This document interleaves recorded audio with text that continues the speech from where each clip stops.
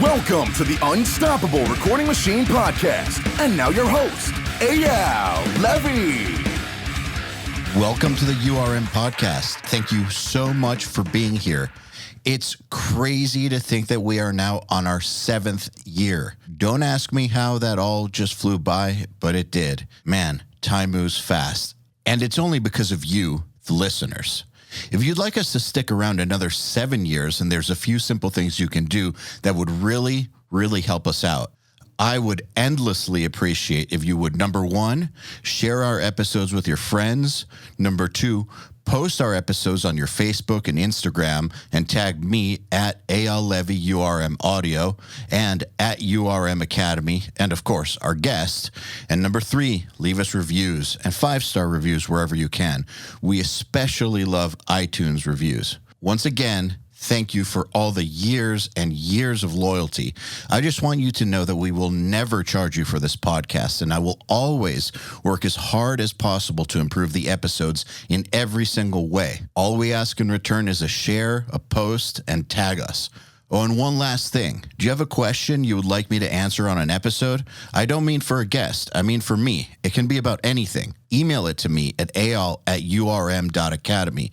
That's EYAL@urm.academy. There's no .com on that. It's exactly the way I spelled it.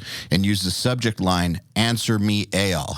All right, let's get on with it. Hello, everybody. Welcome to the URM Podcast. My guest today is Adam Bentley, who is a guitar player, songwriter, producer, engineer, and content creator who divides his time between his production career, playing guitar in the band Arch Echo, and his YouTube channel. Here goes. Adam Bentley, welcome to the URM Podcast. Yeah, happy to be here. Happy to have you. How's it going? Going all right. Kind of recovering from COVID and an injury I sustained from it, but otherwise pretty damn good. How are you doing? Oh, man. Sorry to hear that. It happens. Yeah, I'm doing all right. Just got a late start to the workday, emails and stuff. But yeah, can't complain so far. Everything's good. What does your workday consist of?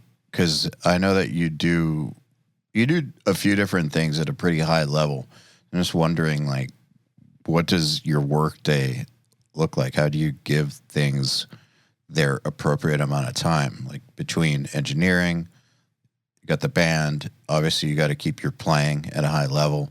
Like all those things could be full-time jobs in and of themselves. Content creation, that could be a full-time job. How do you divide that out? A lot of it's like improvisation, like what to prioritize on a given day. The actual mixing audio related stuff is very structured. Like I get to emails, inquiries, things like that right at the beginning, get the cup of coffee and just go. And that's kind of just 6 to 8 hours of that. And then it's kind of just whatever is pressing at the moment. Like if the band is in the middle of writing or like we need to have meetings, that's kind of what happens after that. Or practicing, if I need to practice if we're about to go on the road, or if I just need a little general maintenance session for, the fingers on guitar, I'll do that after work. So yeah, it's generally just not a pre-planned calendar type of thing in regards to that excess. Was it ever? No. In fact, I used to be even less organized because the mixing stuff was kind of all over the place. I didn't get things really structured until I just got super burnt out due to lack of organization and stuff. I was like, I got to make a big change here. But this new method so far has been working. So I think that a lot of people think that schedule and repetition and routine will burn you out, but I have found that the opposite is what leads to burnout is disorganization, because then you start to feel like you're overwhelmed and things that need to get done don't get done when they should get done, and then they start to pile up, and those constant feelings of redlining lead to burnout. Yeah, it's funny that people think like the routine can be a burnout, which I guess it can. Repetition can feel like, I need to make some sort of change. But once I got into some sort of rhythm, it felt so much better, like on my mind. I felt like I was burning less mental calories, whatever you want to call it. That's how I kind of looked at it. Yeah, that's kind of how I see it too, because your brain RAM is not being taken up by, I guess, what you have to do and when. You fall into a rhythm and You already know what you have to do and when. So then the challenge becomes just doing it. And then also scheduling it into that pre-planned time. But you already know what happens at that time. And so you just do it, and you can expend your mental RAM getting the job done. Yeah, there's something really freeing about knowing what needs to be done that day, which is super simple. But like I said before, it used to be very chaotic, not structured, no calendar, no notes, or you know what I mean? It's simple, but I think for a lot of creative types, it's not easy. It might be simple, but it's not easy because I think creative types aren't necessarily naturally like that. I think it's both nature and nurture. Like, I think there's a part of it where creative people aren't naturally like that. And then there's this other part of it where there's a lot of ideas out there. You see in like movies, you hear in interviews, and just this like idea that in order to be like a great artist or a great creative person, so I mean that for musician or painter or whatever the fuck, that you have to be kind of free flowing with the way that you live your life. And that's bullshit. Yeah, it's very romanticized, that idea. It sounds great, but not real whatsoever. I think that the only time it could be real is if you're, set for life financially and you don't need your projects to come out at a certain time period. Like, say, a hyper successful Hollywood actor who, like a Daniel Day-Lewis or something, who only takes roles once every many, many years and then just disappears the rest of the time and apparently forgets about acting. And then he'll decide to do a role and prepare for it for a year and do it and then disappear again. You can't do that kind of stuff unless you're, rich enough to do whatever you want when you want, basically. Yeah, totally agree with that. There's like that definite grind. It's interesting that he does that because I feel like if I had like a bunch of money or ultimate success, whatever you want to call it, I'd still feel like this itch to do something every day. Or maybe he does that, he outlets that in other ways, but I'd still want to work every day. He does. Like, apparently he became I forgot what the word is, but he like makes shoes or something. He has a very non-glamorous other life, which apparently he's super into. It's not what you would expect. I don't think that he's just like living on yachts, like drinking and like banging hookers like for 2 years straight. And then he's like, I'm just going to like do There Will Be Blood, and then disappears again. I think he's doing stuff. I just think that like the freedom to go back and forth is something that it's like a luxury that you can only have once you're financially independent. But if you're not, you have to find a way to make it all work for you without burning yourself out so that you can keep going, because you don't really get to decide when you can do it and when you can't do it. You have to do it all the time. Yeah. And so it's really, really important to keep your sanity, which goes against, again, like I said, it goes against the traditional idea of what being an artist is. That's because the traditional idea of what being an artist is portrayed as these hyper successful rich artists that can do that. Yeah, I get what you're saying. Thankfully, it's like the line of work that we're both in is something, I mean, I did like something that was more normal, that would ultimately be like a 9-to-5 job. Well, I dropped out of college for that, but I guess I say that Me all too. to say I ended up doing music like as an afterthought. And now I'm just so motivated because it's something I didn't dream of doing at first. And I'm like, oh, I get to do this. So What do you mean that you dropped out of college? I went to University of Florida to do civil engineering was the major I studied. Okay. And about 3 years in, I think it's about 3 years, I just got so burnt out. And it's funny because like I love math. I've always have, but something about, I was like failing math classes by the end of that. There's just something was not clicking. And I felt like, but I would like lean into music on the side just to kind of feel better and like outlet that way and kind of ditch the classes. So I was like, maybe I should just do the music school thing, give that a try. You weren't failing because you don't have the ability or the brain for it. It seems like you were failing because you weren't in it mentally. Yeah, exactly. Something demoralizing about it. I think a big turning point was when you get to those higher level classes, I was just seeing people really love it and be really good at it. And even a roommate I had, he went on to do a similar thing. And yeah, the whole time he was just so into it. And I was seeing that and like, I do not match that energy at all. So it just made me confused at first. And then obviously do a little soul searching, you could say, and be like, okay, music's clearly something I should go for because I like it. So as much as he likes math, you know. It's interesting that you found that at Berklee and graduated. It's just interesting to me because I felt the way that you felt about civil engineering when I went to Berklee. I dropped out of Berklee because I felt a very similar thing. Like that energy is not for me because my goal was I want an extreme metal band signed to a big label. Like my goal was Roadrunner from day one. It's not really geared towards that. It's geared towards being a professional musician, but like not an artist, but professional musician. And I think there's a big difference. I think that being a professional musician is a very, very difficult, highly skilled endeavor, but it's not the one that, you know, Berklee caters towards because that's a very unrealistic goal for almost everybody. If that's what they focused on, they'd have a massive failure rate with their students. And you can't really teach that stuff, I think. That's what I was hoping for, and that's not what I was getting. So I ended up dropping out. But I feel like if I had wanted to do the professional musician route, professional engineer route, it would have been perfect. And I completely understand why you left the civil engineering. It makes perfect sense.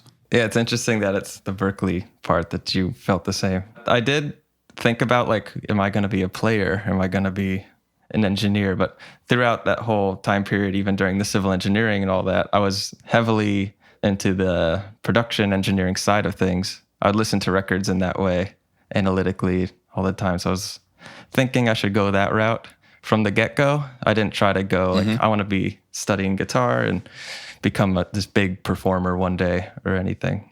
So yeah, I just stuck to that and did the engineering thing. And I feel like I got more out of the school doing it that way because people around me doing just the musical instrument major, performance major, I forget exactly what they call it, like professional music. I think there's some vague thing like professional music. Yeah.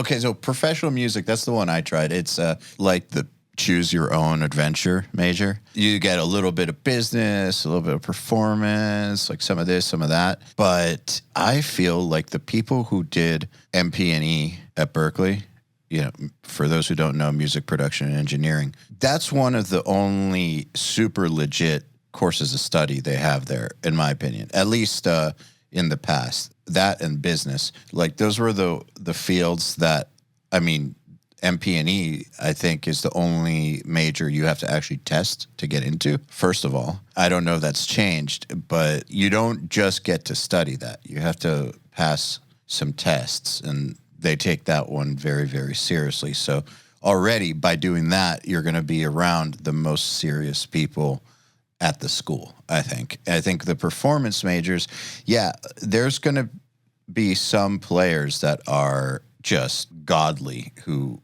for people who don't know, Berklee has a rating system like 1 through 7, and it's in different categories like sight reading, improvisation, technique, etc. Like, so if you get 7s, you are a fucking ridiculous human being.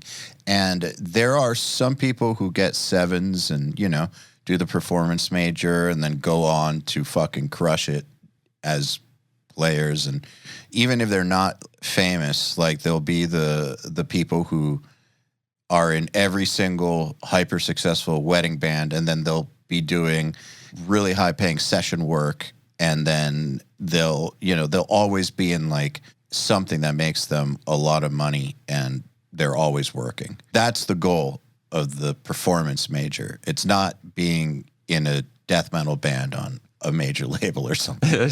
Sure. Yeah.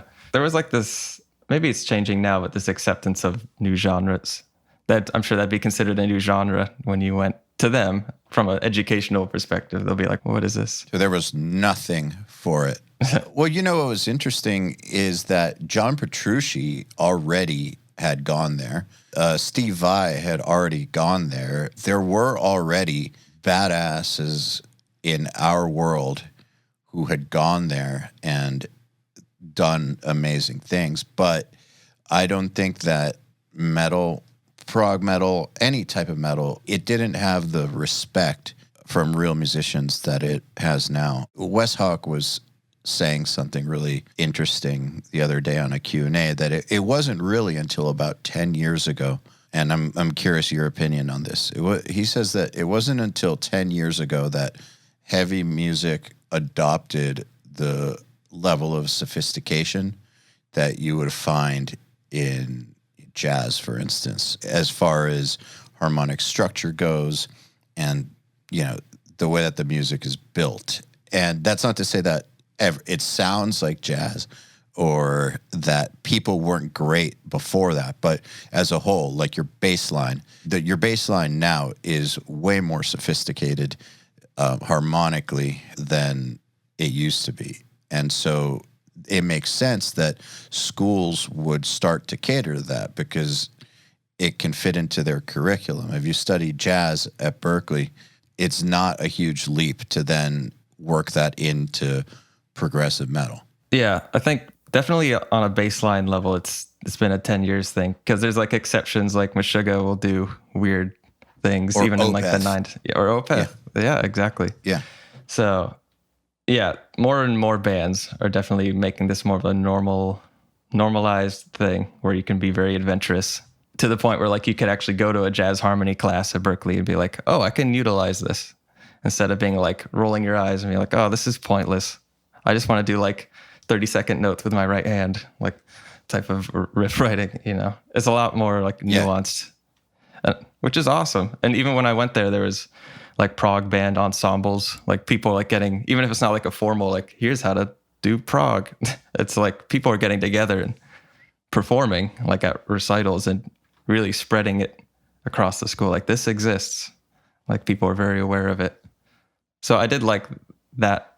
It was at least kind of integrated on that level. It's a very cool thing, in my opinion, that metal is being taken more seriously. One of the reasons I started URM was because I felt like nobody took the production side of it seriously.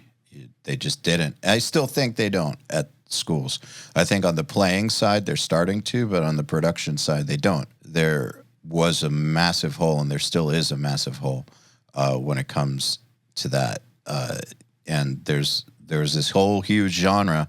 In my opinion, the most difficult genre to engineer and mix, not to take anything away from anybody else. I think, like the highest level pop mixes are unbelievable, but there's something about mixing metal that it's just more difficult than anything else because it's not arranged well.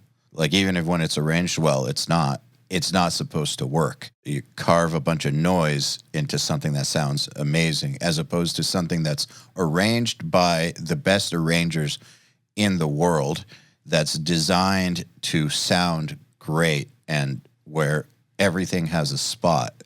Basically, that's not how metal works. And so I feel like this genre that produced these amazing engineers has just got totally overlooked. Was that your experience at school, out of curiosity? I was kind of getting into the metal thing, like, YouTube videos and stuff, even before school. Like from the period I like dropped out of that other school or University of Florida, and before getting into this one, I was like figuring out how metal works. But then when you get to the school, it was more like traditional. It's what you think it would be. It's like pop and R&B and stuff was always like in the catalog. If you take a mixing class, like you pull up a multi-track of like a pop session or something like that, Steely Dan-esque type of session, and you gotta work with that. And so I kind of just leaned into it. I didn't like fuss about it. I was like, maybe this will help.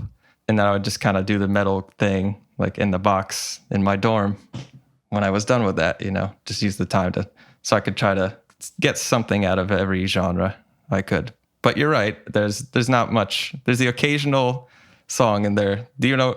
I don't know if you did mixing classes or anything in the time that you were there, but they have like pre-made multi-track Pro Tools sessions, and you'd have to like select from that instead of like, I want to mix this, and you bring it to them.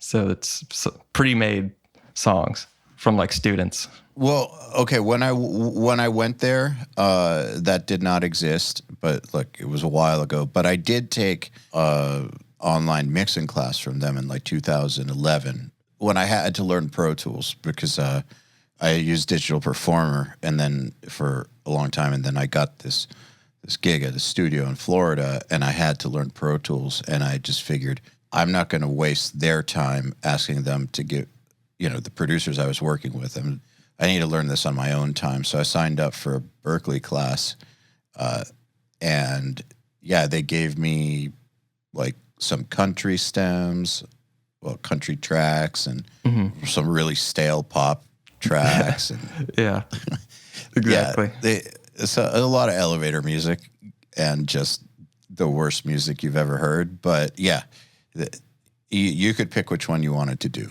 I think. Yeah, it was the same with me too. They're never anything sick. No, it's usually just like, let's see what I can squeeze out of this kind of a thing. Let's learn to use the consoles. That's where we come in. So here's one thing that I noticed is that when it comes to engineering in real life, especially when you're more specialized, there's 100% of the things you could do with a DAW, right? Like if you take a Pro Tools certification class, you're going to learn 100% of what you can do with those menus. But in real life, you're going to be using 5% of the DAW, but really, really well. Like, like say Beat Detective or something. To actually do this stuff, you need to be like an Olympic athlete at Beat Detective. There's 95% of Pro Tools or whatever DAW that you will never use, that will never come up in terms of what you're focusing on. If you're taking a 12-week class to learn Pro Tools, for instance, to me, it's always been weird. Those 12 weeks would be spent on everything equally as opposed to prioritizing the stuff that makes the biggest difference, like anything to do with editing, for instance. For sure. There's like a class at MP&E where we'd have to like memorize all the shortcuts, and there'd be like a shortcut quiz. What's the key command for this? And it'd get into territory where it's like, I've never done that and I never will, like in my career. It just which is, I guess they're trying to just cover all the bases, but the Pro Tools knowledge I got was definitely from like doing all the volunteer work and recording people when you're not in classes, because that's when you learn what you're talking, like what you just said. What are you going to actually be doing a lot of? And so that really helps streamline the process way more than some sort of shortcut class covering everything, whatever do. Well, the thing is that like when it comes to shortcuts and macros and all that stuff,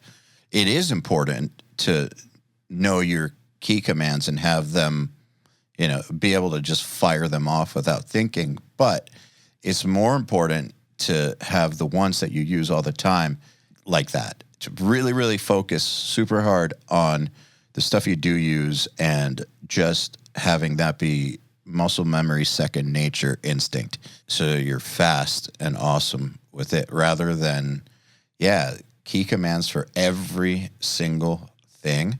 It's like we're humans. There's this thing we have to deal with called time. It's finite. Can only focus on so many things. Yeah, and then, the DAW I use for mixing ever since I graduated, Studio One, you can make your own key commands anyway. There you go. So I'm just like, okay, this is what I want it to be. So that kind of defeated all of that. Well, everything I'm saying applies to any DAW, except for maybe Audacity or something. Oh, I don't even know what that looks like anymore. I don't either. Foreign land. It's funny. Or GarageBand, but like I actually use GarageBand for podcasts. Oh, okay. Because it never crashes. That's interesting. I guess hopefully this one doesn't crash right now. I'm using Studio One. I've never used Studio One. I actually have only heard good things about Studio One, but like Pro Tools, which I'm not an anti-Pro Tools person at all. I think Pro Tools is great. But a lot of the stuff that people, as you know, a lot of the stuff that people say about it is true. It does crash. It did take Avid forever to implement some pretty obvious things that everybody else implemented So yeah, for recording podcasts that could go 2 hours, 3 hours, 4 hours, super unreliable. GarageBand hasn't crashed once in years. That's amazing. Yeah. That just goes to show you, yeah. When you said that, it made me think of, I like assisted this orchestra session at Berklee, and you know how big and high stakes that is. Like so many people are there, like 100 people, multi-track, and it would crash all of the time. And the engineer was so, I've never seen an engineer so pissed, but it's like, it would just be that little prompt where it's like CPU, even though it was like a Pro Tools HD, it'd be like overload or something. I was like, how can this possibly be an industry standard if it can't handle this task? You know, you're wasting everyone's time. It's weird, man. I understand the criticism of that software. I really do. But it is, when it's working, it is pretty fucking great. But I get it. And the unreliability is so not cool. Yeah. Man, in an orchestral recording situation, holy shit, I can only imagine the stress that created. Yeah. I don't want to cause some sort of DAW war with your listeners either, but it's just something I've noticed happen, and it's usually during high stakes situations, and that's just such a bummer. What I'll say to pacify the DAW war is that every DAW has its drawbacks. So there's things that they all do better than another one, and there's things that they all do worse than another one. So it's really just pick which stress you want. So Pro Tools, you got to deal with the fact that it's going to trip up on you sometimes. But if you're recording something that doesn't have to be going for long periods of time, and doing a lot of punching in and whatnot, it's fine. Mm-hmm. I mean, it will give you problems sometimes, but everything will give you problems sometimes. So I really do think you're right. Let's not cause a DAWs war. I think it's important to say, use whatever DAW you're most comfortable with. They're all the fucking same at the end of the day. Either your stuff sounds good or it doesn't. Yes, exactly. Yeah, nobody cares. I agree. I'll end my Pro Tools rant. But yeah, Studio One it's been something I've been using ever since before I went to Berklee. I mean, granted, I didn't know much about it at the time, but it's something you get used to, you know, the feel of, and changing it now, I don't know, you know, when you're in such a mixing routine or production routine, and the learning curve of a DAW, it might not be that much of a learning curve, but it's enough to interrupt the schedule. And that matters. Yeah, definitely. Like we were saying earlier, getting this stuff to where it's second nature is crucial. And if you're basically throwing your DAW out the window and taking on a new one, you're going to interrupt that flow. However, I do think it's good to be skilled in different DAWs. Like, do you know John Douglas by any chance? Yeah, I'm familiar with him and his work, yeah. Okay, he's amazing. And like, for instance, he's been doing the audio engineering for us on Riff Hard shoots. I feel like I'm going to have to find a new person to do that, because I feel like he's going to get really busy really soon. Like, I see his career trajectory is just, I feel like it's almost at that point where it's going to explode. And, but he's like one of the only people I'll trust, because a Riff Hard video shoot is pretty complicated with the audio as far as the amount of takes, making sure that it lines up, that it's correct with all the video takes and file management. And he's just fast as fuck, but he's been using Ableton for that. Oh, whoa. Okay. That's what, yeah. He learned Ableton. I mean, he's already a Pro Tools master. I've worked in Logic with him on things many years ago too. I don't know if he knows Cubase or not, but now he's like an Ableton master too. Wow. It's crazy. Oh, that's awesome. I mean, don't squander an opportunity because you don't know the DAW that person's working with.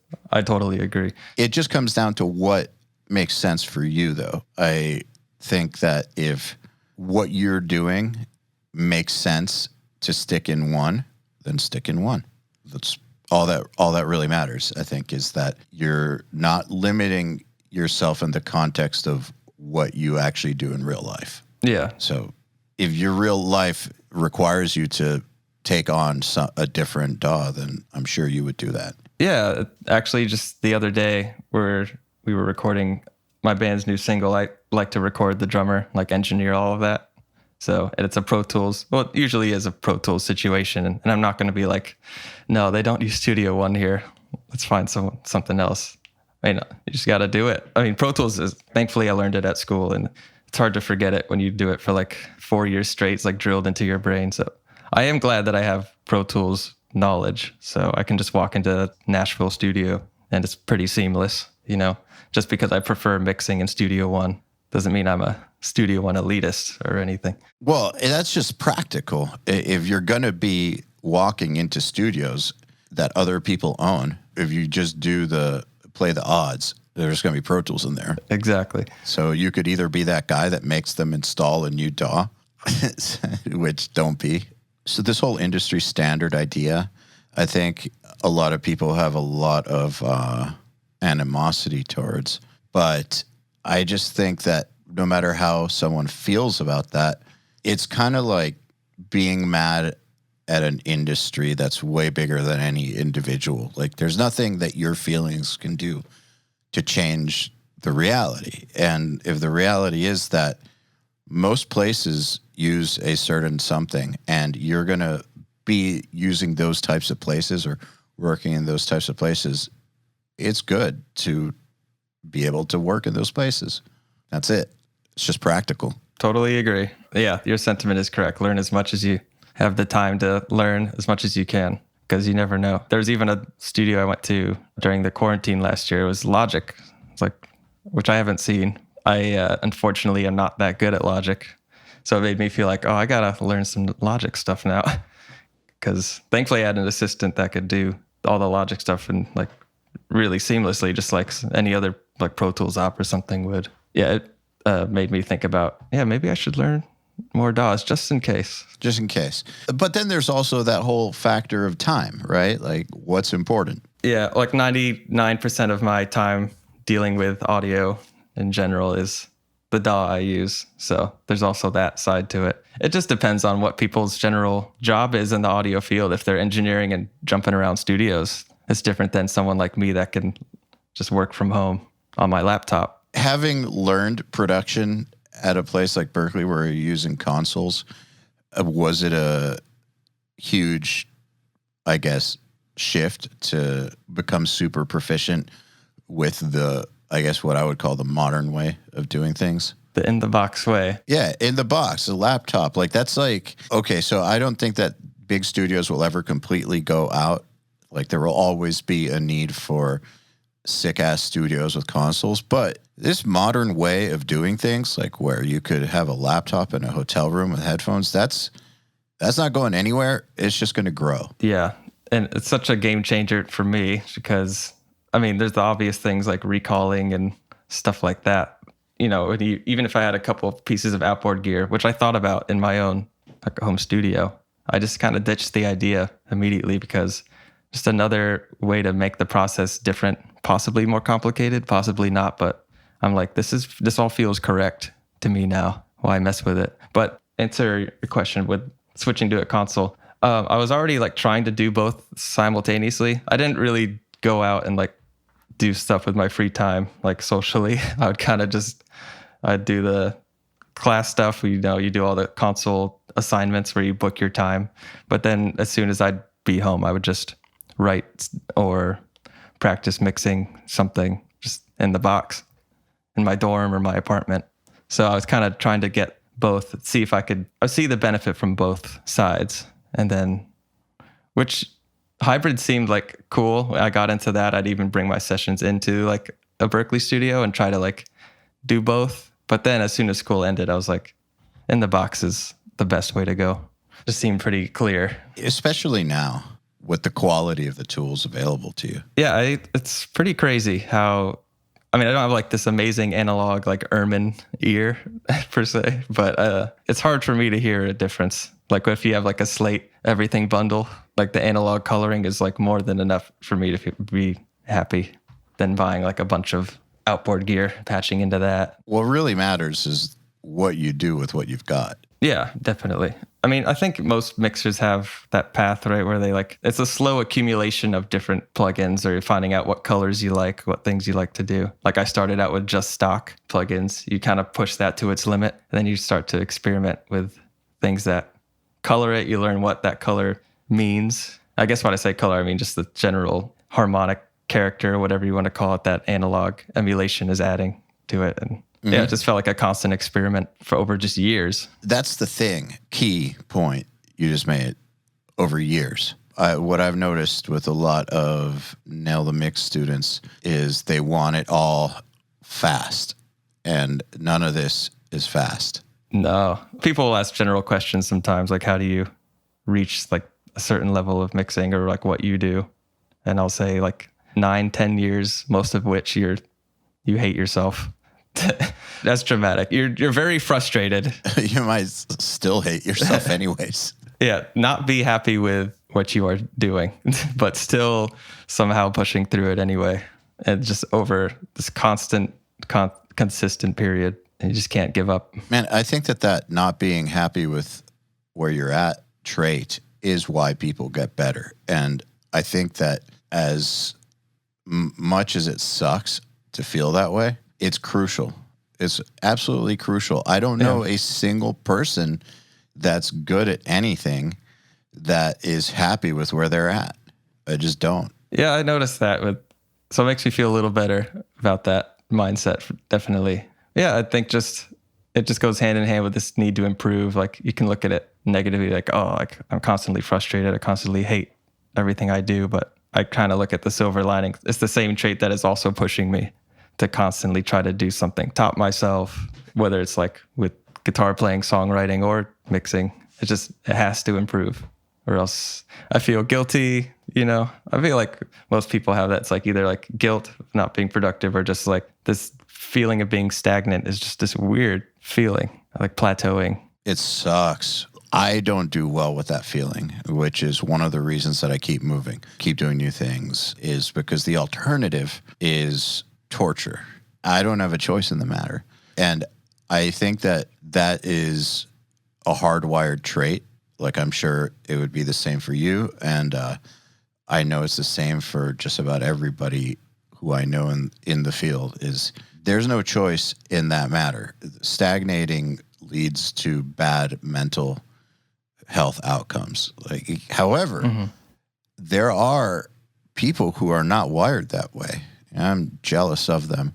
Like, I think that there are a lot of people who are wired to be cool with cruising, basically cruising through life. I'm not saying having bad or unfulfilling lives or anything.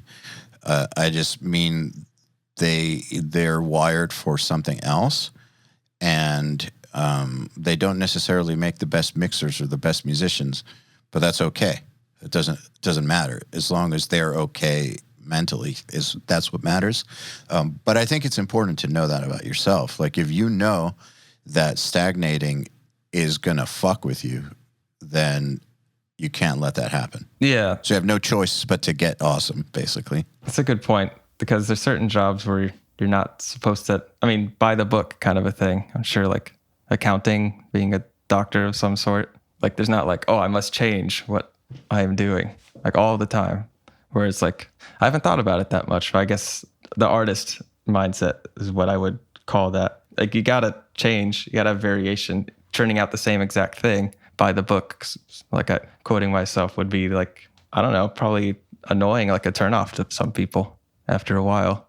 Like, okay, this guy is a one-trick pony type of a thing. I know people who work in a factory, for instance, on an assembly line, and they are perfectly okay with it. They make X amount of money per year. They have X benefits, X amount of hours. The work is what it is, never changes. And then, they have a good family life and cool hobbies that they think are cool. And that's good. That, in their mind, that's the definition of success. And I think that if that's who you are, fuck yeah, that's great. But if that's not who you are, you also need to take measures to not let your life become that way, or it's going to be one constant miserable experience, I think. Yeah, that's why self-reflecting is really important. Like as you grow and get older, you're like, what kind of person am I? Am I someone that would be great in that context, or someone that, I guess that's like us. I think even going into music, it's important to evaluate yourself that way and make sure that you're kind of okay with sort of the constantly being frustrated and want to push forward type of a personality. Because, not everybody has that personality for sure. And there are roles in music where you don't have to have that personality trait. Like, for instance, a professional guitar tech. Yes, you're going to need to learn about new things that come out every so often, like Evertune. You're going to need to learn how to adjust to like more strings, things like that gradually take place over time. But once you get really great at it, say that you're a touring guitar tech, COVID aside, there's not much variation to the gig, right? Touring can get crazy, but still, like, if you're at a high enough level to where you're like a serious guitar tech for serious bands, it's a very routine kind of job in that you arrive at a certain hour. You have to have X amount of guitars set up a certain way. They have to be ready by this time. You have to be ready to service those guitars on the fly during these hours. You have to be on the bus at this time. And that's it. And not that that's it. I don't mean that in a like dismissive sort of way, but what I'm saying is you don't need to have that trait, that artistic trait. You can love music, love guitar, not have that trait, and still have a career in the music industry that if you do well in it, it actually pays pretty well. Like high-level guitar techs do better than a lot of musicians do. So there's there's absolutely no shame in that. And not only that, musicians need them. It's a very skilled job that is in demand, that can pay you very well, and that can expose you to music and have you working in music for your entire career.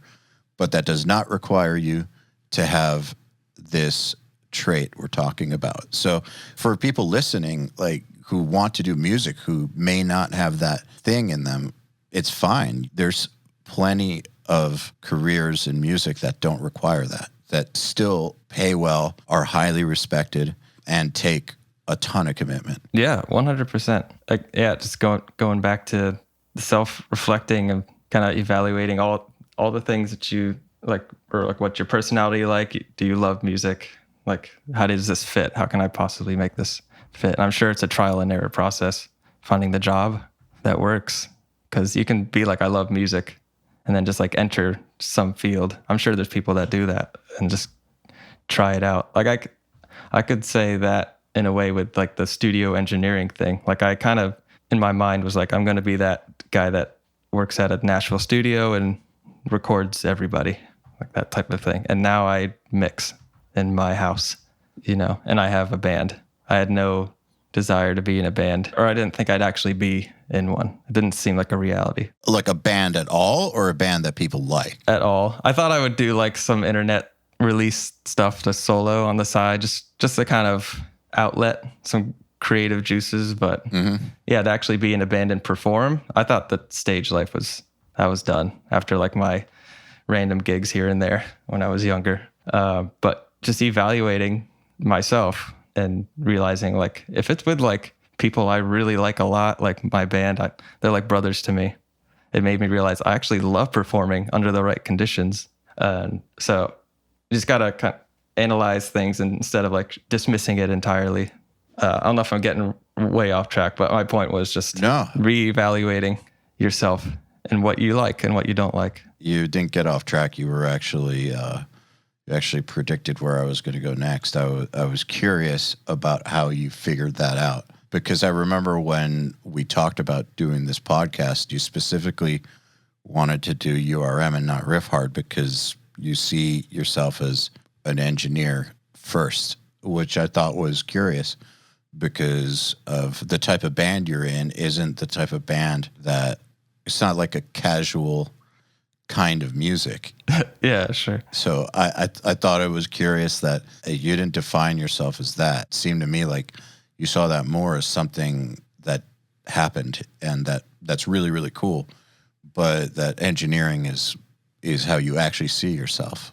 Yeah, I look at myself more as like a mixer that's in a band than like a guitarist that's a mixer on the side. Okay, makes sense. That's just always how I saw it, or at least how I kind of wanted it to manifest. And that's what I studied at school and moved to Nashville to do. And so the band kind of formulated slightly after all of that stuff started happening. So yeah, it's ended up being this cool back and forth, which keeps things fresh, I guess. Like you can go on a tour, makes you miss mixing, and you mix and until you're burnt out. Like, okay, time for a tour.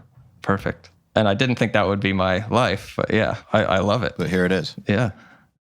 Hey, everybody. If you're enjoying this podcast, then you should know that it's brought to you by URM Academy. URM Academy's mission is to create the next generation of audio professionals by giving them the inspiration and information to hone their craft and build a career doing what they love. You've probably heard me talk about Nail the Mix before, and if you're a member, you already know how amazing it is. At the beginning of the month, Nail the Mix members get the raw multi-tracks to a new song by artists like Lamb of God, Angels and Airwaves, Knock Loose, Opeth, Meshuggah, Bring Me the Horizon, Gojira, Asking Alexandria, Machine Head, and Papa Roach, among many, many others. Over 60 at this point. Then at the end of the month, the producer who mixed it comes on and does a live streaming walkthrough of exactly how they mix the song on the album and takes your questions live on air. And these are guys like TLA, Will Putney, Jens Bogren, Dan Lancaster, Tui Madsen, Andrew Wade, and many, many more. You'll also get access to MixLab, which is our collection of dozens of bite-sized mixing tutorials that cover all the basics, as well as Portfolio Builder, which is a library of pro-quality multi-tracks cleared for use in your portfolio so your career will never again be held back by the quality of your source material. And for those of you who really want to step up their game, we have another membership tier called URM Enhance, which includes everything I already told you about and access to our massive library of fast tracks, which are deep, super detailed courses on intermediate and advanced topics like gain staging, mastering, low end, and so forth. It's over 500 hours of content, and man, let me tell you, this stuff is just insanely detailed. Enhanced members also get access to one-on-ones, which are basically office hour sessions with us, and Mix Rescue, which is where we open up one of your mixes and fix it up and talk you through exactly what we're doing at every step. So if any of that sounds interesting to you, if you're ready to level up your mixing skills in your audio career, head over to urm.academy to find out more. People ask me all the time, and I'm sure they ask you this too, how do I get known as a mixer? How do I build a career as a mixer? And I've always thought that in the modern day, one of the best things you can do, and especially now in light of how COVID has changed things, is to have your own project and make it sound great and put that out there. Whether it's covers or whatever, but you need some sort of a calling card. And if you don't have a calling card yet as a mixer, well, what can you do? Well, you can do your own stuff. And that's a very, very powerful way to do it. I'm curious, has that helped you? Yeah, I definitely had to make my own opportunities, and I suggest everybody do that. I mean, what you're saying I look at as like potential opportunities for things because you're putting yourself out there. Maybe a company will see you, a potential client will see you because you're just constantly doing something of quality. So, I mean, I kind of had this mindset where even in school, I wasn't going to be that guy that waits till school is done and then like, oh shit, now what do I do? So it's like, I was literally being like, does anybody need something mixed? I'll mix it like for free. Just give me your stuff. So I'd mix everyone's student project or as much as I could with time allowed. And then so I could accumulate some actual, you could say, real world skill. I mean, there was no actual money involved or stakes in terms of time besides when the project's due. But I would just do as much as I could. And then getting out of school, I would like use that as like a little mini portfolio, I guess, and put it on SoundCloud and just random places. And then that helped get a couple clients. I mean, for really cheap. I started charging like a tiny bit of money out of school. And then Get Good Drums came out, and I was like, I want to buy this, learn how to use it from top to bottom, and make a tutorial on how to mix it. So I like did that. And that actually did pretty well for me. Like a lot of inquiries came in like 2016, I think that's when that happened, saying like, hey, your drum mix thing was informative. You want to try mixing my band's single? So I was just kind of like, what can I do to push myself out there, kind of use the momentum of a company existing that is becoming popular to like create content. And maybe that will kind of help the company demonstrate my skills potentially. That time, I was just constantly trying to think of ideas like that until there was some steady mixing momentum. That's a good way to do it. Content's got to be awesome, which obviously it was. A couple things that you said that I want to focus in on before we talk about the content. First of all, you did a bunch of work for free. And I really think that people at the beginning need to get over themselves and be cool with that. I know that there's some very famous rich mixers who will say to never do that in interviews, to never work for free. I would never work for free. And it's like, bro, you've been rich for 20 years or 30 years. You don't remember the last time you had to prove yourself for anything. Of course you wouldn't do anything for free. Shut the hell up. You're putting bad ideas in the minds of people who have no value work-wise. At the beginning, your work equals zero as far as value goes.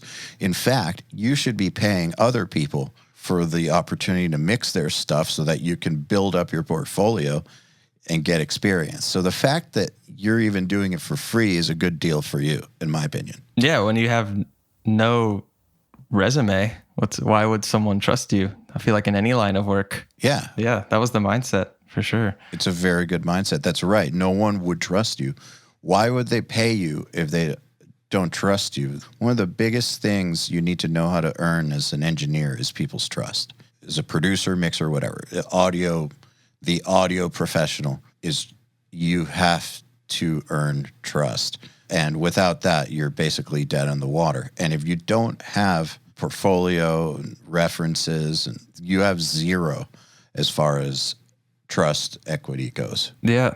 I mean, you have to prove it somehow. Your resume is king. It dominates any advertisement you would ever think to make. It's saying, trust me, I can mix. It's always like, you worked on that. I want it to be like, or not even I want it to be like that. They'll say, you worked on that. I like that. Let me, or send you my song. Because it seems like you know what you're doing. And it's never been anything different than that. I need to basically put a disclaimer here because I know that there's people who are going to hear this and be like, I see Facebook ads for URM and Riff Hard all the time. What do you mean advertising doesn't work? And advertising doesn't work for producers and mixers. It works great for companies. We're a company who's selling products. It's not the same thing. As a producer or a mixer, nobody is going to go to you over an ad, or, well, someone might, but it's not going to be the clients you want. It's going to be very low quality clients. The clients you actually, and I'm sorry to call them clients, I know some people hate that word. So artists, the artists you actually want to work with are not going to go to you based off of an advertisement. They're going to go to you based on your prior work and what people have to say about working with you. That's it. Yeah. 100%. Word of mouth, and either word of mouth or seeing something you've done it.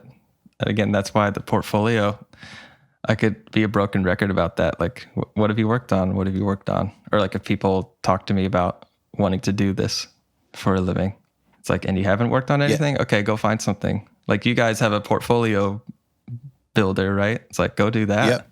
Like, that'd be the first piece of advice. There's a lot of tracks on there. Not just that. The tracks are actually mostly really good quality. It's like people who have done Nail the Mix, like every once in a while, you know, that we'll do a local band or something to fill in the gap. It's like those types of projects, like somebody who really knows what they're doing when they worked on a local band or something, and the band's cool with it. That is what the portfolio builder tracks are, like 90%. There's a couple student submissions in there, but for the most part, it's really high quality stuff. And the thing is, with a lot of the free track libraries that you can find out there that have like 100 or 200 tracks, they're usually fucking garbage. So these are actually really well engineered. So creating a good mix with them is not, you're not going to drink yourself under the table trying to do it. But yeah, I agree. That's what it's for. If you don't have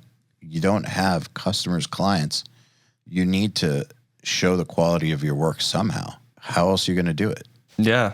And you're right. Like working with a song that's arranged well or just exciting is also a big component of a mix feeling good too. So working with something of quality, like you're saying you guys have, is very punchy and grabby for sure to someone that's like, hey, let me check out your mix, as opposed to some generic pop, as you mentioned earlier. Yeah, or a horrible local band that no matter what you do is not going to sound good. Yeah, out-of-tune guitars. Yeah. Something unsalvageable like that. The other thing you said that I want to key in on is that you started, when you were finally charging, you were charging very little.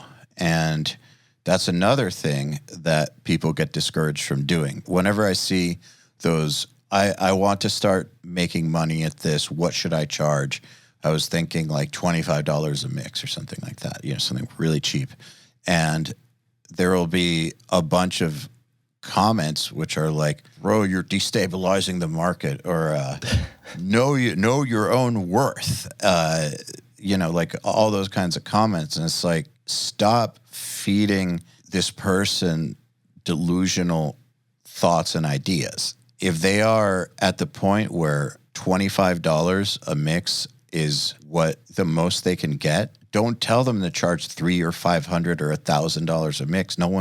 They're not going to get that. And also, the people who would pay $25 a mix are not the same people who are going to go to Will Putney or something. They're just not. Or to Christian Donaldson or anybody who of like note, anybody awesome. Like, they're not going to be the $25 clients.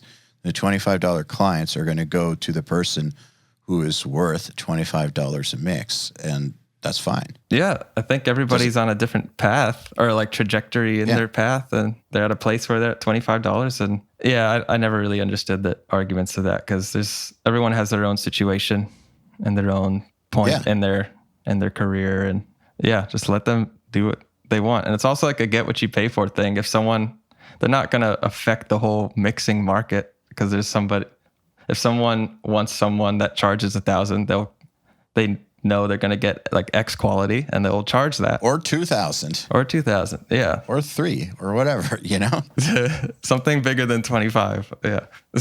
Yeah. Let's say like a good local budget for mixing could be like $200 or $300 a song or something.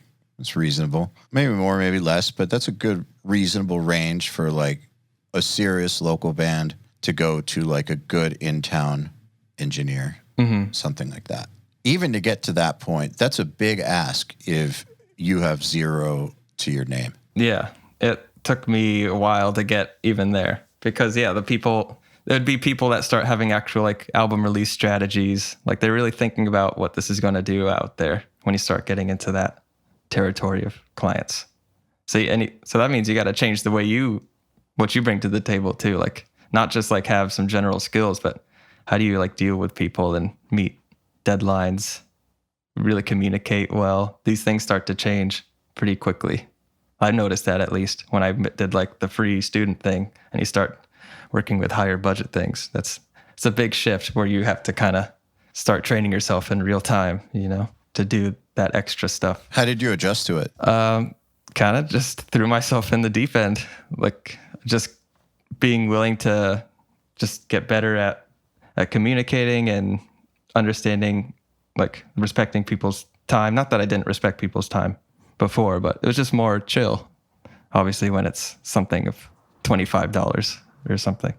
Yeah. So yeah, just being hyper aware of that stuff.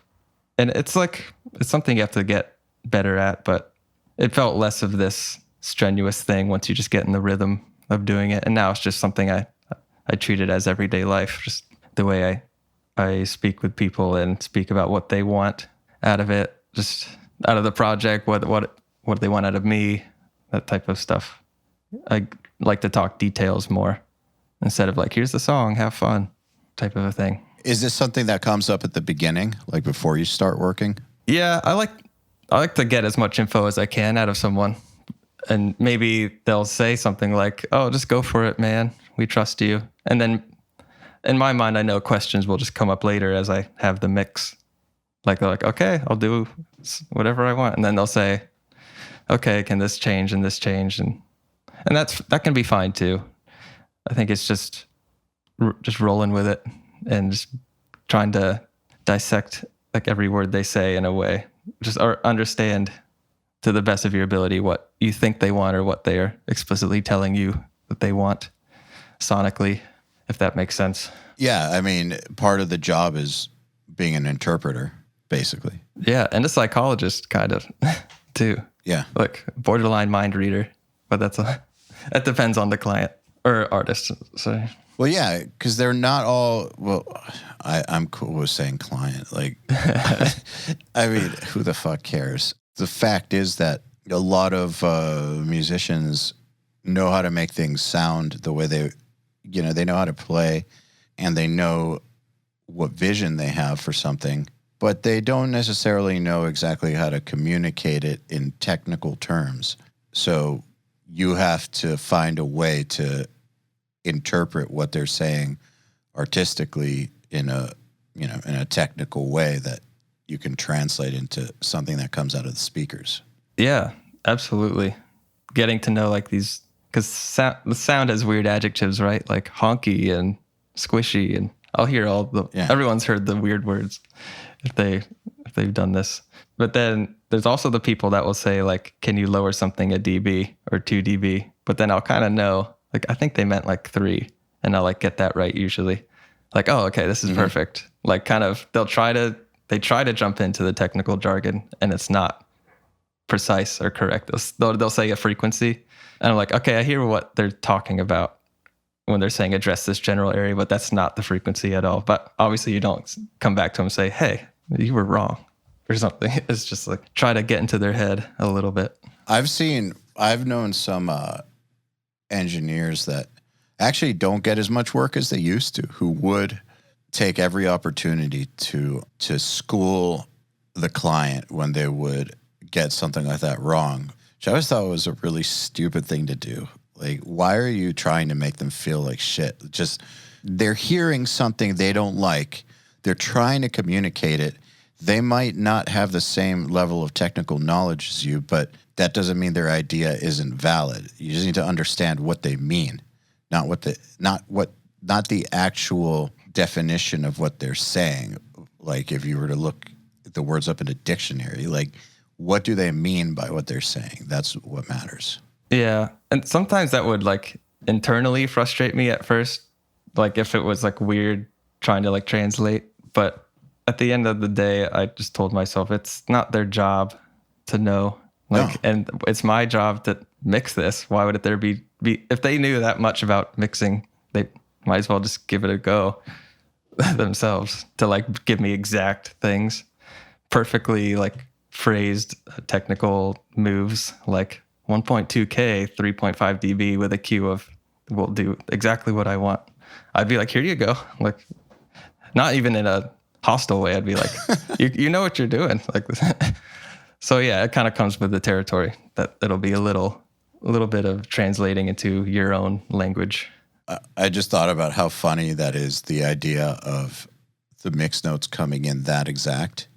It's like, what is the point at that point, right? You're absolutely right. Like, if they are able to communicate it that well, then they probably know what they're doing. Yeah.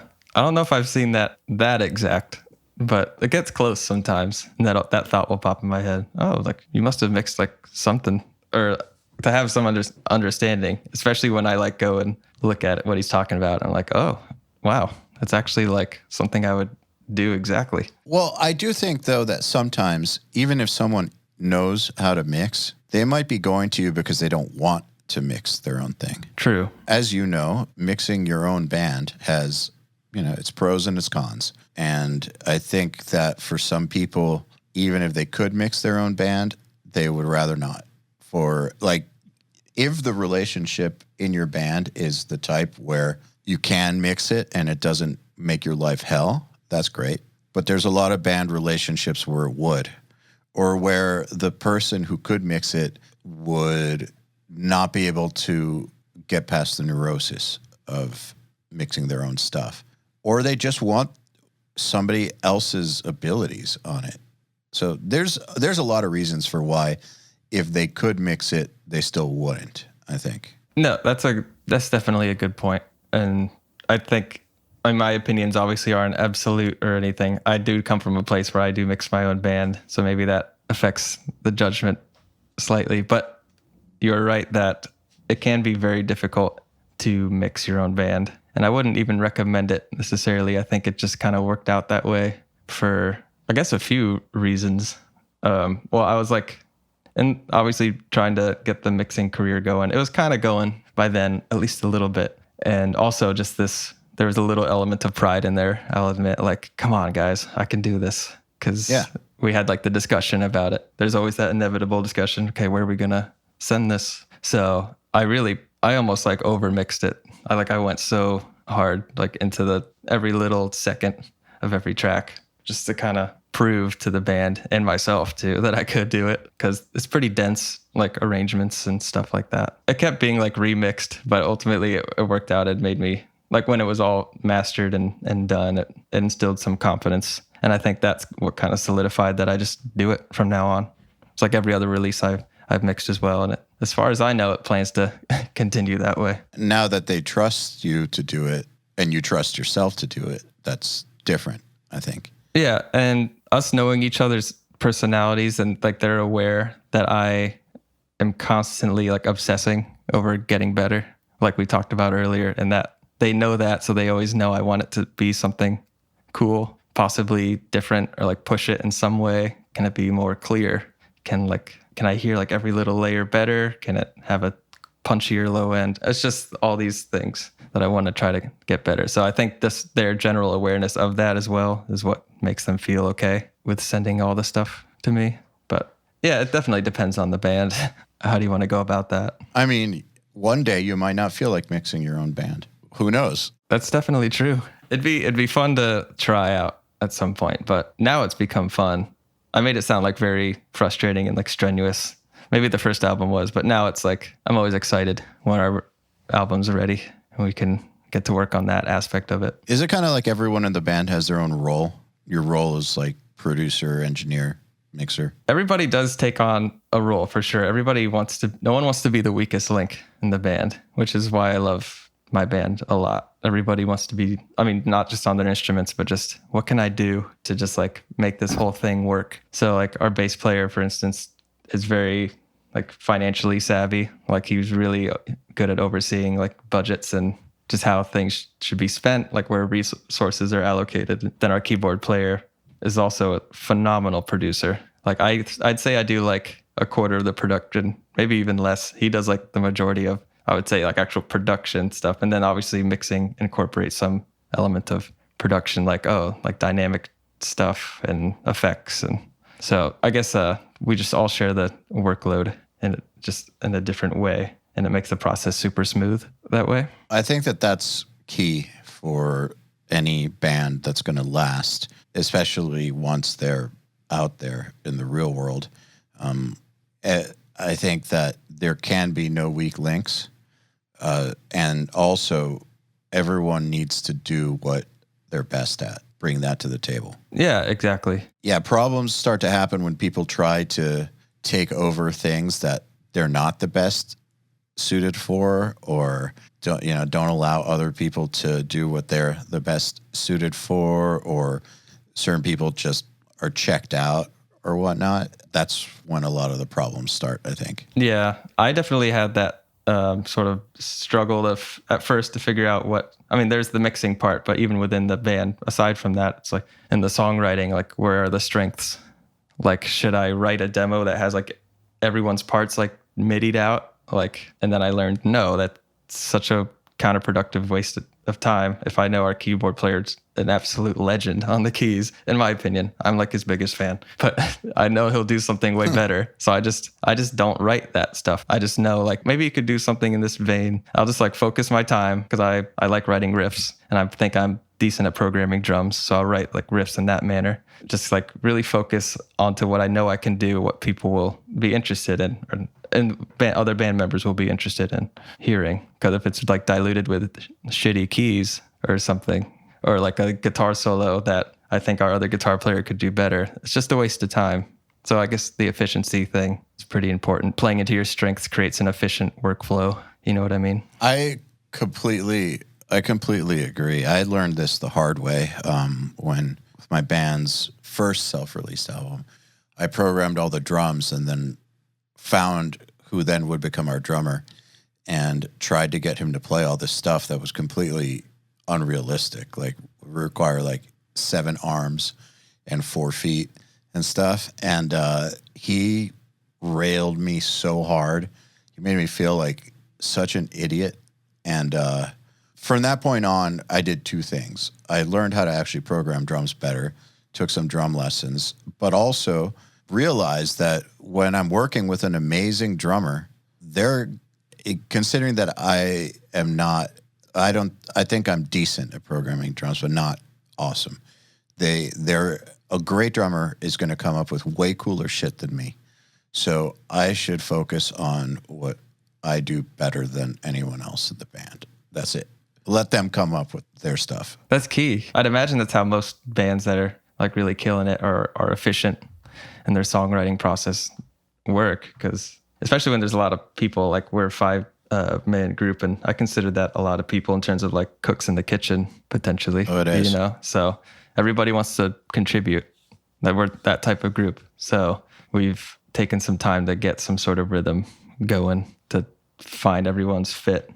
So it's not like we backtrack all the time because someone, you know, like it can really halt the process if someone wants to, like you said, get into some other role. Maybe their strength isn't there. One thing I'm curious about, so when I dropped out of Berklee, I dropped out for 2 reasons. One was my band was starting to form in its like infancy. And I just had this feeling that I was going to be able to do something serious with it.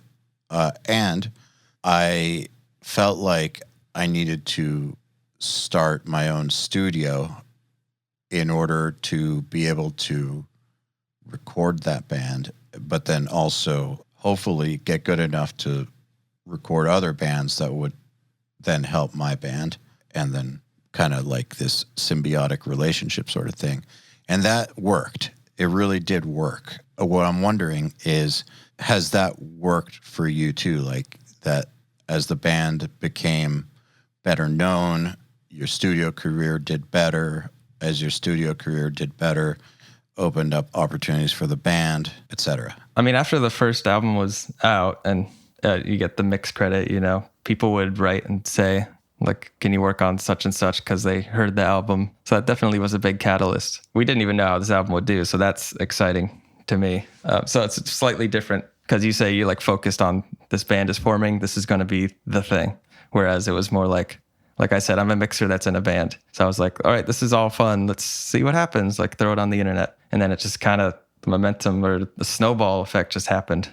I mean, at least in our little world. Even if it formed from a different mental place, once it was going and picking up momentum and people were liking it, did you find that it had this symbiotic sort of thing happening with your studio career? Absolutely, with the studio career. Clients, many of which like cite the Arch Echo release, which I guess got me into mixing a lot of prog and instrumental stuff, which is cool because that's like what our band kind of does. So it's fun to be able to work on something like in that vein, especially when you kind of know how to approach it. You've learned through the nature of your own music, how you can effectively deal with that type of instrumentation and stuff, how to deal with music without a vocalist and keep it interesting. You're primarily getting bands like in that world, right? Yeah, there's a ton like that. It's been only the last like couple of years where vocal frontman bands will actually come in and ask me for work. I would almost be like a little frustrated about that, but I mean, it's just the portfolio thing again. If your portfolio is instrumental music, you're going to get inquiries from an artist that's instrumental, and that makes perfect sense. So I'm glad people inevitably trusted me with their vocal stuff as well. And one thing I learned from the CEO of Creative Live, for that, he was a very, very, very successful photographer, like top tier. And he had this philosophy that you're going to get more of the work that you put out into the world. So you have to decide what is it that you want coming back, and that's what you got to put out there. And so if you want to work with instrumental bands, then you need to put out some instrumental band music for people to associate that with you. If you want to be the breakdown king, well, you need to find a way to put the most slamming breakdowns on earth out there. And then you're going to get bands that want to do that. Like, you're going to get more of what you put out there. Yeah, I've definitely leaned into it as well, being like approached by mainly instrumental acts. Because again, it's fun and it has its own challenges, and just the familiarity of it through the band and all of that. It just makes it still interesting to me. I know some people would be like, oh, I want to change genres, I get all the same thing or something, but there's something fun about even like the bands being different is different enough for me to feel like it's fresh, you know, than being like, I want to switch over to pop punk, like, or country, or something way out. But yeah, I agree. It's definitely, it's got to be what you put out there is what you're going to see, or the nature of the clients reaching out. Well, it's, you know, it's back to what we originally talked about, which is knowing yourself, right? You know that that's what you're looking to do. Yeah. So yeah, it doesn't sound like you'd be against doing other things, but it sounds to me like you know which corner of music you want to reside in. Yeah. I think prog, you want to mix what you like to hear, for sure, what you like to listen to when you're not working. And I lean into metal and prog. I like when people are adventurous with their arrangements. I just like that it's something you don't know what it's going to be when you get the artist's demo and you press play. Like, what's going to happen here? Is this going to be like all over the place? Like, this is a 7-minute song, you know? There's something exciting about that to me, that people approach it very differently. Yeah, I think that there's like two opposing ways to think about it, I think. And they're both valid. One is music industry is a very tough world. And so early on, especially, people can't choose where their clients are going to come from, right? Like, picking and choosing clients is a luxury. And so, like, I see this a lot with, like, Nail the Mix students, where we'll feature a band they don't like, and then they won't mix it that month. And I'm like, you're stupid. That's really dumb. You should mix it. And even if you don't like it, you should mix it and watch the live stream and learn everything you can. Because in real life, what you're going to do, you're going to turn them down. When you're trying to make a full-time living, you're not making a full-time living. You're going to turn a band down in this style just because you don't like it? You think you're going to like every single band you ever work with? That's insane and delusional. But then at the same time, I think it's really important to work on the stuff that turns you on musically, that you're going to do your best work on, that you're going to be inspired by, and will be able to bring the most to the table on. So it's this like fine line, I think. Yeah. It's a very fine line. Yeah. And don't get me wrong, I definitely would be happy to work in any metal subgenre, rock.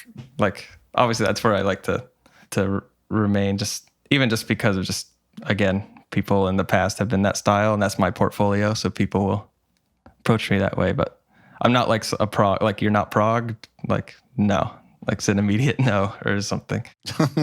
You need to try to work in fields where you can bring your A game. Yeah, I guess there's a good balance, like you want to slowly expand a bit. I mean, when you're starting out and you want to reach a point of full time, you got to just do it. Even if you think like the quality is not there, you can like try to work with it. It's like a hustle thing. There's like a money component to it that motivates you. And like also just learning every project you do, you work on.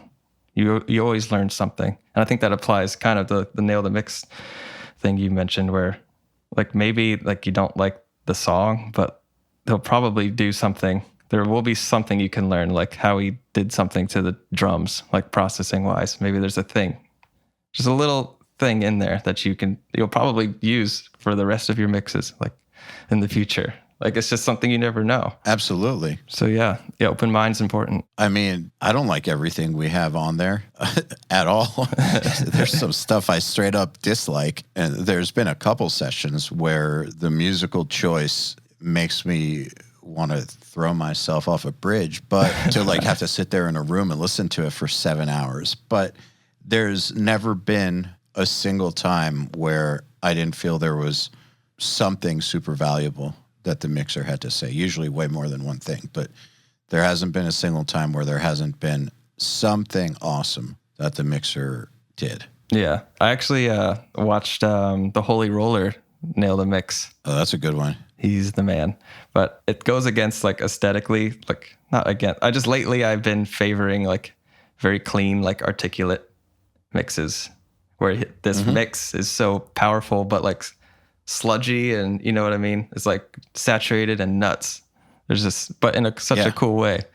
So I could in theory be like, this goes against everything I stand for, therefore I will not watch it. But I was like, I really want to see what he does and see if there's something I can take away. And there's quite a few things that he did that I could easily apply to like my own process. It doesn't like destroy my goal of like what I want to get out of a song. In fact, there's little things under the hood. Since there's mixing's like a million moves, I'll like catch things here and there and be like, I'm definitely going to try that because that's very clever, so. Yeah, that's a great way to look at it, in my opinion. And that's a perfect example because if that's not the sound you're even close to the sound you're going for, I think that what a lot of people would do would be like, I don't care, not interested. I think it's the right move is to see what you can glean from it. Yeah, it's almost like similar, like mentally, as like listening to other genres and how you can take it from that as well. Because like I'll listen to like pristine pop and be like, what? I'll be fascinated with like the vocal treatment and stuff. Like, what are they doing there? Like, there must be some useful things I can try because obviously their focus is the vocal. I mean, you can say metal has a bunch of different focuses depending on the song, but I think something about a well-treated, like detailed vocal is important, and just try to integrate some of that mentality into a metal or prog mix if you can. Well, the metal mixers that do great vocal mixes tend to do pretty well. Yeah, for sure. Yeah, it matters. It's important though to not think that you can learn every single thing under the sun and that means that you just have to do everything. Like obviously again, like time matters a lot. So you have to be selective. But when it comes to learning things, what's the harm, really? What's the harm in getting better? I don't see the harm in it. Yeah, definitely. It's kind of just a time management thing. Like I could understand or see someone's perspective, like if they work 60 hours a week and they're like, I have no time to learn new things or study things, but there's some way you can like fit that in, try to learn something new, watch a nail the mix, learn something new, listening to other songs you don't listen to. Like I'll take occasionally, like I don't have like an exact stamp on when, but I'll be like, today feels like a day to like grab an old mix and just mix it again. Or just like something like that where I'm like, what can I do and experiment with in terms of plug-in chains? I like redo a vocal chain even though I have like templated things like as starting points. I'll be like, okay, let's take it away and just completely new things. Let's try it, see what happens. I do that quite, not super often, but often enough for me to feel like I'm constantly like testing myself and like learning, just, you know what I mean? Just through my own trial and error. You can get too comfortable sometimes. Yeah, I think getting too comfortable is the enemy of progress. basically. Oh, yeah. But there's something so tempting about templates. Once you get them, you're like... The thing is that a good template should be an ever-evolving thing anyways, right? So I think a lot of people get the template idea wrong. Like, you make a template and it's great, but that doesn't mean that it's supposed to stay the same forever. That's a bad idea, actually, a really bad idea. Yeah, I agree. It's something that should be continually evolving. Yeah, that's where the experimental days I mentioned come into play, where it's like half of the time those chains that I said I like try to fuck with and start from scratch will work, and I'll throw them in the template because that's what evolves it. That's kind of my personal way of just evolving the template. Instead of just like, I tried doing it where like there's something I did with a particular artist and I'm like, I love how that all like worked out. I'm going to make that a template, or like that. I'll save that rhythm guitar plugin chain, but then that never works. I mean, it could be a good starting point, but when you get into precise things, there's so many variables to like what a guitar chain is, like guitar player, guitar, amp, cab, etc. So I just learned to keep it more basic in certain ways, and also just like redo my starting points, I guess is what I'm saying, in as many places as I can, and then keep stuff that was specific that I might have liked and kind of like dilute it as much as possible for the sake of the template, you know. That makes sense. Yeah, a template is like an art form, man. So it's both general and specific at the same time. Yeah, I kind of talked myself into a corner there. I was like, what am I getting at? Yeah, there's like, it's kind of just knowing what, as you develop the template, what should be specific, what should be not, like what was counterproductive to be specific. But maybe you know like what plugins you generally use. I'll create a default state setting of a plugin, then like make a plugin chain with that. So it's just this generic thing. Like I'll use them.